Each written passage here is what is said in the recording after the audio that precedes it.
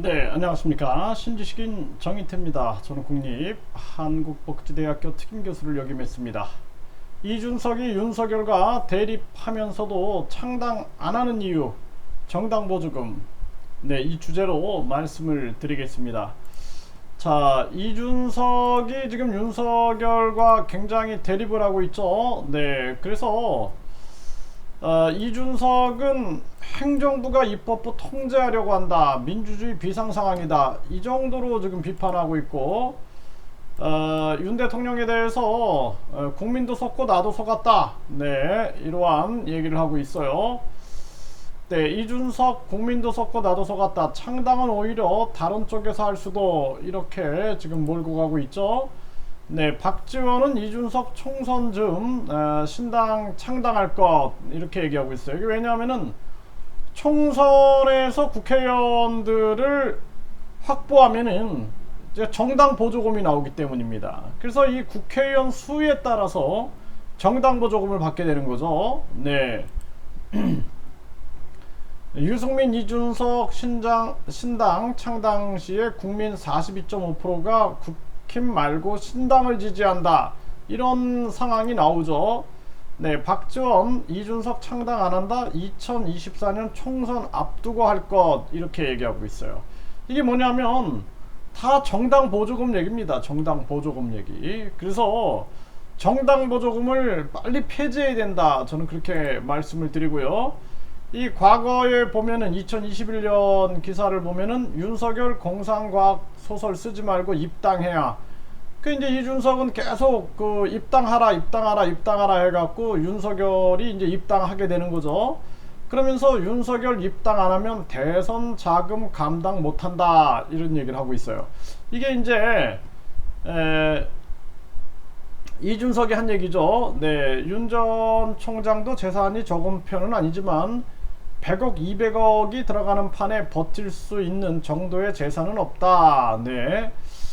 이렇게 얘기를 하고 있어요. 그러면서 안철수 대표의 재력이면 감당할 수 있다. 네. 그간 단일화 국면을 끌고 간 정치인을 보면 정몽준, 안철수 둘밖에 없다. 이런 얘기를 하고 있습니다. 그러면서 이 국민의힘 당대표 권한대행인 주호영도 이런 얘기를 해요. 사무실을 유지해야 하고 비서를 둬야 하고 차량을 유지해야 되고 온갖 것들 때문에 한 일주일에 1,000만원 가까이 드는 걸로 알고 있다.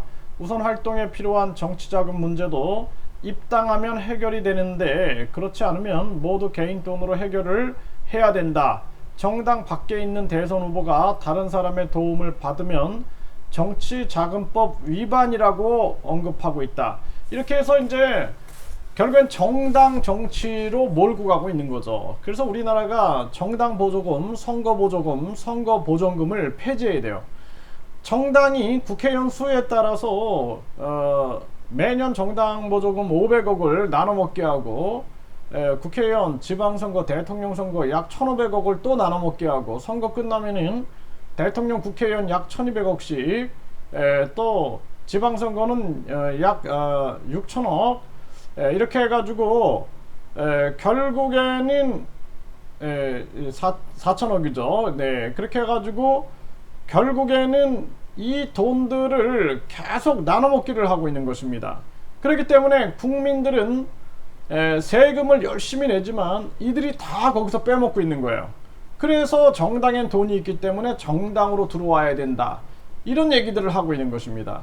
그래서 저는 앞으로 대통령 국민 추천제 해가지고 인터넷 사이트를 만들어 놓고 국민들이 거기서 대통령을 추천해서 2.5% 이상 받은 사람은 그 사람은 TV 토론에 참여할 수 있고 방송 연설 10번을 지원해 줘가지고 돈 안 드는 선거로 만들고 선거 보조금, 선거 보전금, 정당 보조금을 완전 폐지해야 된다.